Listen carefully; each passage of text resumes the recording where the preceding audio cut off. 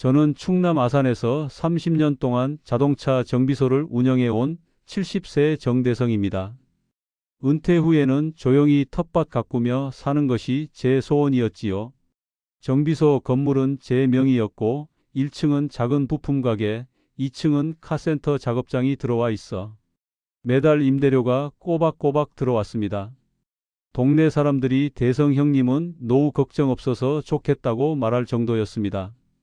그런데 어느 날 복지관에서 친구들이 기초연금 34만 원이 입금됐다며 얘기하는 걸 들었고 그 작은 욕심이 제 인생을 완전히 뒤바꿔 놓을 줄은 꿈에도 몰랐습니다.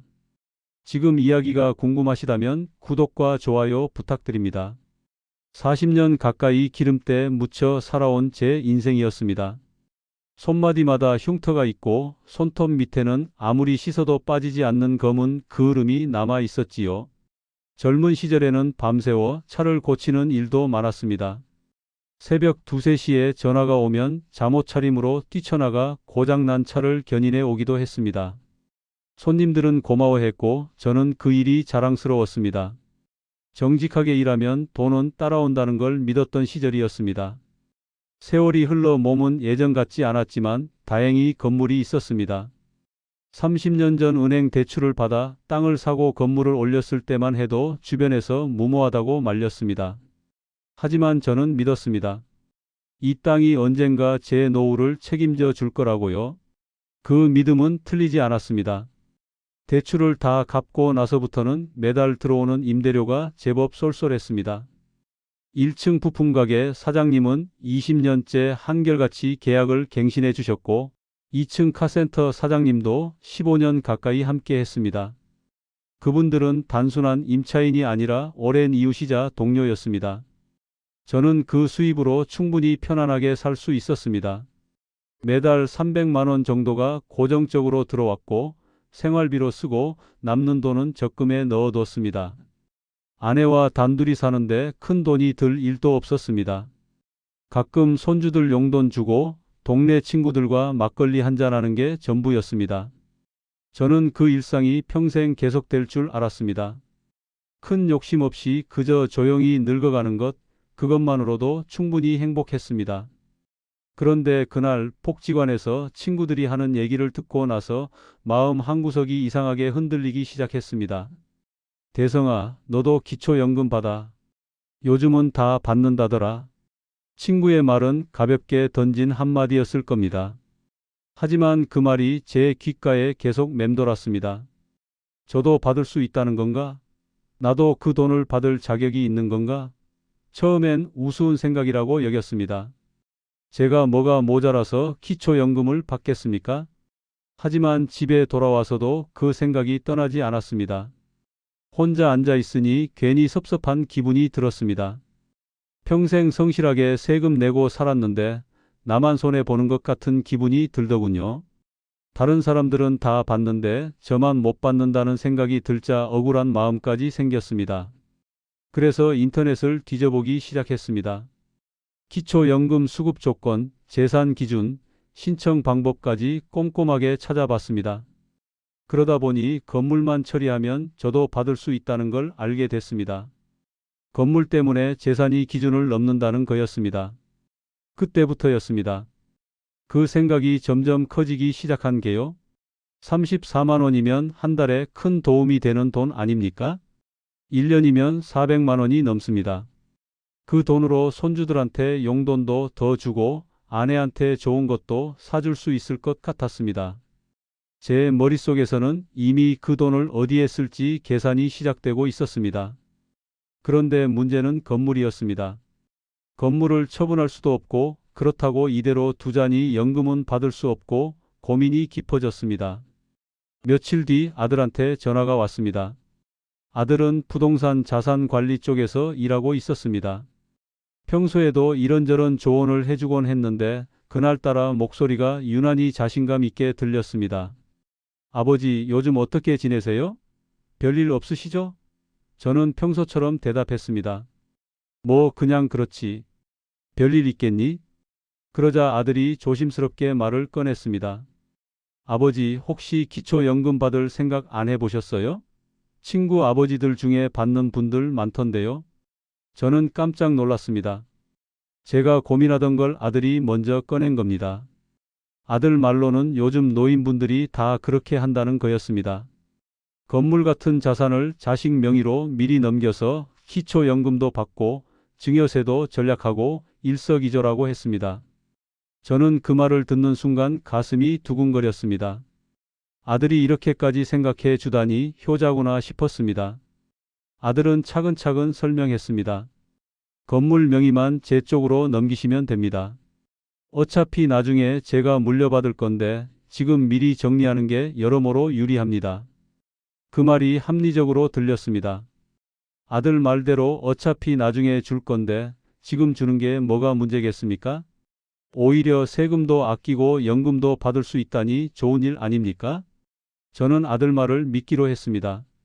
그런데 조금 불안한 마음이 들기도 했습니다.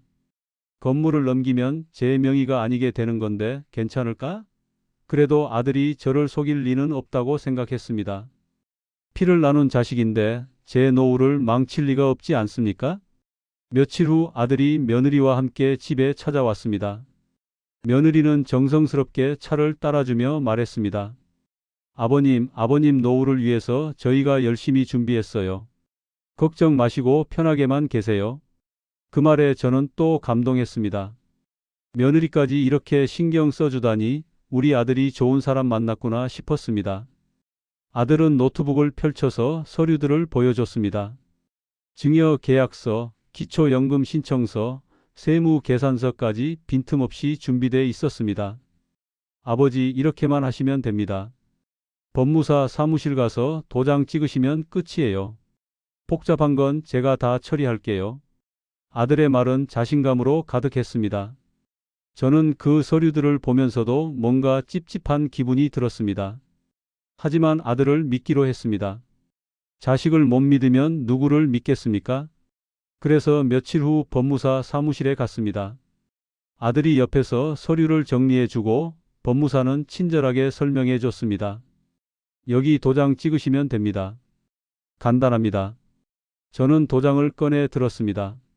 손이 미세하게 떨렸습니다. 40년을 함께한 건물을 이제 제 손에서 떠나보내는 순간이었습니다. 창밖으로 보이는 하늘이 유난히 푸르게 느껴졌습니다. 도장을 찍는 순간 묵직한 무게감이 손끝에서 느껴졌습니다. 그렇게 건물은 아들 명의로 넘어갔습니다. 법무사가 축하합니다. 잘 처리하셨습니다. 라고 말했지만 제 가슴 속엔 이상한 공허함이 밀려왔습니다. 아들은 제 어깨를 토닥이며 말했습니다. 아버지 잘하셨어요. 이제 연금 받으시면 됩니다. 며칠 후 기초연금 신청을 했고 한 달 뒤 통장에 돈이 들어왔습니다. ATM기에 찍힌 금액은 34만 2,510원이었습니다. 정말로 기초연금이 들어온 겁니다. 저는 그 숫자를 보면서 묘한 감정에 휩싸였습니다. 기쁘기도 했지만 왠지 모르게 마음 한구석이 무거웠습니다. 아들이 시키는 대로 하길 잘했구나. 저는 스스로에게 그렇게 되뇌었습니다. 하지만 불안은 그때부터 조금씩 커지기 시작했습니다. 처음 한 달은 괜찮았습니다. 여전히 임대료는 꼬박꼬박 들어왔고 아들한테서 생활비도 200만 원씩 받았습니다. 아들은 아버지 앞으로 매달 이렇게 드릴게요. 걱정 마세요. 라고 약속했습니다. 저는 그 약속을 믿었습니다. 아들이 거짓말할 리 없다고 생각했으니까요. 그런데 두 달째부터 이상한 조짐이 보이기 시작했습니다. 1층 부품가게 사장님이 얼굴이 하얗게 질려서 저를 찾아온 겁니다. 사장님, 갑자기 계약 만료 통보를 받았습니다. 다음 달까지 나가라는데 이게 무슨 일입니까? 저는 깜짝 놀랐습니다. 제가 그런 얘기를 한 적이 없는데요. 제가 뭔가 오해가 있는 것 같다고 했더니 부품가게 사장님이 봉투를 꺼내 보여줬습니다. 거기에는 명확하게 적혀 있었습니다. 건물주 정대성의 아들 정민수 명의로 된 계약 종료 통지서였습니다. 저는 그 순간 머릿속이 하얘졌습니다. 아들한테 전화를 걸었습니다. 민수야, 이게 무슨 일이냐? 부품가게 사장님이 나가라는 통보를 받았다는데. 아들은 잠시 침묵하더니 차분하게 말했습니다. 아버지, 그건 제가 처리하는 일입니다. 건물이 이제 제 명이니까 제가 알아서 할게요. 그 말에 저는 할 말을 잃었습니다. 맞는 말이었습니다. 건물은 이제 제 것이 아니었으니까요. 하지만 20년 동안 함께한 사람을 이렇게 내보내는 게 맞는 일입니까? 저는 그렇게 물었지만 아들은 아버지, 사업은 감정으로 하는 게 아닙니다. 라고 잘라 말했습니다. 며칠 후 2층 카센터 사장님도 똑같은 통보를 받았습니다. 그분은 제게 전화해서 울먹이며 말했습니다. 정 사장님, 저희가 15년 동안 성실하게 임대료 냈지 않습니까? 왜 갑자기 이러십니까? 한 달 안에 나가라니 이게 말이 됩니까? 저는 그분에게 뭐라 말해야 할지 몰랐습니다. 미안합니다. 제가 잘못 생각했습니다. 그 말밖에 할 수가 없었습니다. 그분은 전화를 끊으며 말했습니다. 사장님, 정말 실망입니다. 평생 그렇게 정직하게 사신 분이 이럴 줄은 몰랐습니다. 그 말이 제 가슴에 비수처럼 꽂혔습니다. 저는 아무 잘못도 하지 않았는데 제가 나쁜 사람이 된 기분이었습니다. 건물을 넘긴 게 잘못이었을까? 그런 생각이 들기 시작했습니다. 하지만 이미 엎질러진 물이었습니다. 저는 아들을 불렀습니다. 집으로 와서 얘기 좀 하자. 아들이 찾아왔을 때 저는 다그쳤습니다. 대체 왜 임차인들을 내보내는 거냐? 그 사람들은 오랜 세월 우리와 함께한 사람들이다. 아들은 노트북을 펼쳐 보여줬습니다. 화면에는 새로운 설계도가 떠 있었습니다. 1층은 카페, 2층은 타이어 전문점, 3층은 차량 공유 센터로 바뀌어 있었습니다. 아버지, 이렇게 바꿔야 수익이 2배로 늘어납니다. 요즘 시대에 맞게 리모델링 해야 합니다. 아들의 목소리는 확신에 차 있었습니다. 저는 어이가 없었습니다. 그래서 오래된 임차인들을 내보낸 거냐? 아들은 고개를 끄덕였습니다. 아버지, 사업은 이렇게 하는 겁니다. 저는 물었습니다. 그럼 리모델링 비용은 어떻게 할 거냐? 아들이 대답했습니다. 대출 받으면 됩니다. 요즘은 빚도 자산입니다. 아버지는 신경 쓰지 마세요. 그 말에 저는 식은땀이 났습니다. 대출이라니요? 건물에 대출을 받는다고요? 아들은 태연하게 말했습니다. 걱정 마세요. 제가 다 계획이 있습니다. 리모델링 끝나면 임대료가 2배로 늘어나니까 금방 갚을 수 있어요. 저는 그 말을 믿고 싶었지만 마음 한구석이 불안했습니다. 한 달 후 건물에 대출이 잡혔습니다. 아들이 은행에서 2억 원을 대출받은 겁니다. 저는 그 사실을 나중에 알았습니다. 건물 등기부등본을 떼어보니 근저당이 설정돼 있었습니다. 제 평생을 바쳐 대출 없이 깨끗하게 만들어 놓은 건물에 다시 빚이 생긴 겁니다. 저는 아들한테 따졌습니다. 2억이나 빌렸다고? 그걸 어떻게 갚을 거냐? 아들은 여전히 자신만만했습니다. 아버지, 걱정 마세요. 리모델링 끝나면 다 해결됩니다. 하지만 리모델링 공사는 시작도 제대로 못했습니다. 공사비 견적이 예상보다 훨씬 높게 나온 겁니다. 아들은 추가로 돈이 필요하다며 저한테 손을 벌렸습니다. 아버지, 제 통장에 있는 적금 좀 빌려주세요. 곧 갚을게요. 저는 망설였지만 결국 3천만 원을 내줬습니다. 제 평생 모아둔 돈이었습니다. 아들이 곧 갚을 거라고 믿었습니다. 하지만 그 돈은 돌아오지 않았습니다. 몇 달이 지나면서 상황은 점점 나빠졌습니다.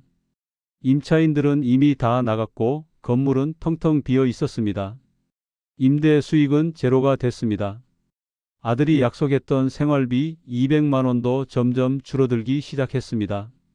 세 달째부터는 100만 원밖에 안 들어왔습니다. 저는 아들한테 물었습니다. 약속한 돈은 왜 안 주냐? 아들은 미안하다며 말했습니다. 아버지, 리모델링 비용이 예상보다 많이 들어가서요. 조금만 참으세요. 저는 참았습니다. 아들을 믿고 싶었으니까요. 하지만 상황은 나아지지 않았습니다. 공사는 절반도 진행되지 않은 채 중단됐습니다. 시공업체가 공사비를 받지 못해 발을 뺀 겁니다. 건물은 반쯤 부서진 채로 방치됐습니다. 저는 그 모습을 보면서 가슴이 무너지는 기분이었습니다. 제가 40년 동안 피땀 흘려 지켜온 건물이 폐허처럼 변해가고 있었습니다. 은행에서 독촉 전화가 오기 시작했습니다. 대출 이자를 연체하고 있다는 겁니다. 저는 아들한테 전화했습니다. 은행에서 연락 왔다. 이자를 안 냈다는데? 아들은 한숨을 쉬며 말했습니다. 아버지, 지금 제 사정이 안 좋습니다. 조금만 시간을 주세요. 하지만 시간은 아들 편이 아니었습니다. 석 달 후 은행에서 최종 통보가 왔습니다. 더 이상 연체가 계속되면 건물을 경매에 넘기겠다는 내용이었습니다. 저는 그 통지서를 받아들고 주저앉았습니다. 경매라니요? 제 건물이 경매에 넘어간다니요? 아들을 불렀습니다. 아들은 고개를 숙인 채 말했습니다. 아버지, 죄송합니다. 제가 계산을 잘못했습니다. 사업이 이렇게 안 풀릴 줄 몰랐어요. 저는 아들을 보며 물었습니다. 그럼 이제 어떻게 하면 되냐? 건물을 되찾을 방법이 있느냐? 아들은 고개를 저었습니다. 이미 늦었습니다. 경매를 막을 방법이 없어요. 결국 건물은 경매에 넘어갔습니다. 시세보다 훨씬 낮은 가격에 팔렸습니다. 은행 대출을 갚고 나니 남는 돈이 거의 없었습니다. 아들이 받은 돈은 다른 빚을 갚는데 다 써버렸습니다. 제 손에 돌아온 건 아무것도 없었습니다. 저는 그제야 깨달았습니다. 아들이 저를 속인 게 아니라 아들 스스로도 자기 능력을 과신했던 겁니다. 사업은 감정이 아니라 냉정한 계산으로 해야 하는데 아들은 그걸 몰랐던 겁니다. 건물을 잃고 나서 저는 살 곳이 없어졌습니다. 아들네 집에 들어갈 수도 없었습니다. 며느리가 노골적으로 싫어하는 기색을 보였고 아들도 미안해하면서도 손뜻 받아주지 못했습니다. 저는 결국 쪽방을 얻었습니다. 5평 남짓한 작은 방이었습니다. 화장실도 공용이고 부엌도 없는 방이었습니다. 월세는 30만 원이었습니다. 기초연금 34만 원 중에서 30만 원을 월세로 내고 나니 남는 돈은 4만 원뿐이었습니다. 저는 그 방 바닥에 앉아 천장을 바라봤습니다. 40년 동안 쌓아온 모든 것이 한순간에 무너졌습니다. 정비소, 건물도, 임대 수익도, 노후 자금도, 오랜 이웃들과의 관계도 모두 잃었습니다. 남은 건 기초연금 34만 원과 이 좁은 쪽방뿐이었습니다. 저는 그때 깨달았습니다. 그 작은 욕심이 제 인생을 완전히 뒤바꿔 놓았다는 걸요. 처음 ATM기에서 34만 2,510원을 확인하던 그날이 떠올랐습니다. 그때는 기뻤습니다. 아들이 잘 처리해줬다고 생각했습니다. 하지만 그건 시작에 불과했습니다. 그 돈이 제 인생을 무너뜨릴 씨앗이 될 줄은 몰랐습니다. 저는 이제 그 돈으로 하루하루 살아갑니다. 한 달에 4만 원으로 밥을 사 먹고 가끔 복지관에서 무료 급식을 받습니다. 예전에 함께 일하던 부품가게 사장님을 길에서 마주쳤을 때 그분은 저를 보고 고개를 돌렸습니다. 제 얼굴을 보기 싫었던 거겠지요. 아들은 가끔 전화를 합니다. 아버지, 미안해요. 제가 잘못했어요.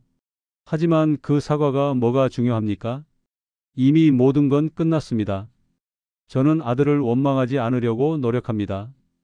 아들도 나름대로 잘해보려고 했던 거니까요. 하지만 결과는 참담했습니다. 자식에게 재산을 넘길 때는 자식이 아니라 타인에게 넘기는 것과 같다는 걸 뒤늦게 깨달았습니다. 아무리 피를 나눈 자식이라도 돈 앞에서는 냉정해질 수 있다는 걸 이제야 알았습니다. 저는 지금도 가끔 옛날 정비소를 지나갑니다. 건물은 새 주인 손에 넘어갔고 외벽은 새로 칠해져 있었습니다. 1층에는 프랜차이즈 카페가 들어와 있고 2층은 여전히 비어 있었습니다. 아들이 꿈꿨던 화려한 리모델링은 이루어지지 않았습니다. 저는 그 건물을 바라보며 한숨을 쉬었습니다. 40년의 세월이 담긴 건물이 이제는 남의 것이 됐습니다. 쪽방으로 돌아오는 길, 저는 편의점에서 컵라면 하나를 샀습니다. 1,500원짜리 라면이었습니다. 저는 그 라면을 끓여 먹으며 생각했습니다.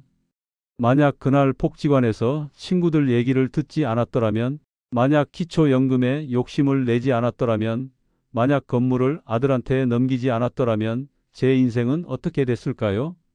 아마 지금도 건물 2층 작은 사무실에 앉아 창밖을 바라보며 평화롭게 살고 있었을 겁니다. 하지만 이미 모든 건 끝났습니다. 저는 이제 기초연금 34만 원으로 살아갑니다. 한 달에 30만 원은 월세로 나가고 남은 4만 원으로 밥을 먹고 버스를 타고 살아갑니다. 가끔 복지관에 가면 예전 친구들이 저를 보고 안쓰러운 표정을 짓습니다.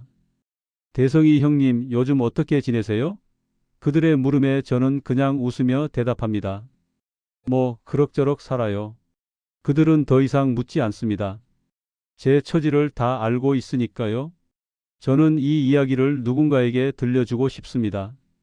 노후를 준비하는 분들에게, 자식에게 재산을 물려주려는 분들에게, 작은 욕심으로 큰 결정을 하려는 분들에게 말하고 싶습니다. 절대 서두르지 마세요. 절대 욕심내지 마세요. 평생 쌓아온 것을 지키는 게 새로 얻는 것보다 중요합니다. 기초연금 34만 원이 제 인생을 바꿔 놓았습니다. 하지만 그건 좋은 쪽이 아니라 나쁜 쪽으로 바뀌었습니다. 저는 오늘도 쪽방 바닥에 앉아 창밖을 바라봅니다. 작은 창문 너머로 보이는 하늘은 여전히 푸릅니다. 하지만 제 마음은 무겁기만 합니다. 만약 다시 돌아갈 수 있다면 저는 절대 그 선택을 하지 않을 겁니다. 건물을 지키고 임차인들과 함께하고 조용히 늙어가는 그 평범한 일상이 얼마나 소중한 것인지 이제야 깨달았습니다. 하지만 이미 늦었습니다. 시간은 되돌릴 수 없으니까요. 저는 이제 하루하루 살아갑니다. 특별한 희망도 없고 특별한 기대도 없습니다. 그저 오늘을 버티고 내일을 기다릴 뿐입니다. 기초연금 34만 원, 그 돈이 제 인생의 전부가 됐습니다. 한때는 건물주였고 사업가였고 존경받는 이웃이었던 제가 이제는 쪽방에서 하루하루 근근히 살아가는 노인이 됐습니다. 이게 제 인생의 끝입니다. 여러분은 부디 저 같은 실수를 하지 마시기를 바랍니다.